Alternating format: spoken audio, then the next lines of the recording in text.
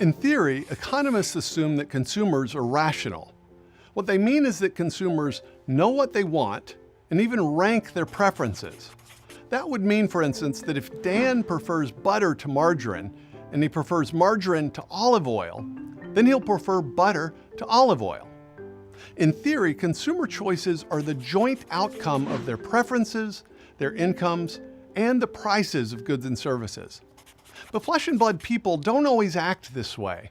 In fact, what I desire right now might differ from what I really want to desire. St. Paul says this of himself in his epistle to the Romans.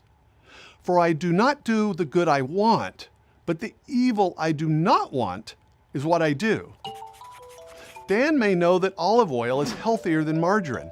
He may intend to switch from margarine to olive oil, but he might keep deferring the switch until tomorrow.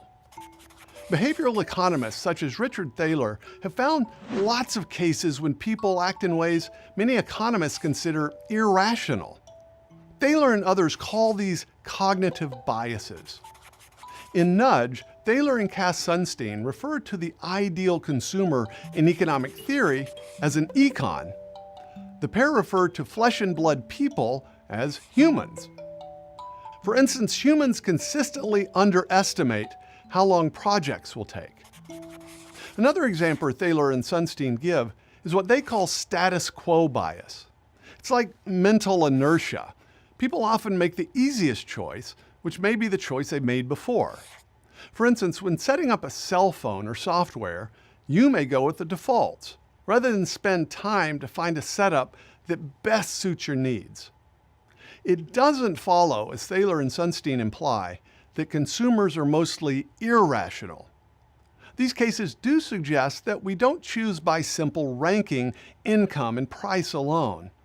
Our choice architecture is more subtle and complex than that. We have to make so many choices every day that we often follow shortcuts and rules of thumb. Unfortunately, that means that clever marketers can nudge consumers by exploiting our biases. For instance, a grocer may display a high profit product, perhaps this is margarine, at eye level, and put a lower profit substitute, let's say olive oil, on the bottom row. The nutritionist would rather feature the healthier olive oil and hide the margarine.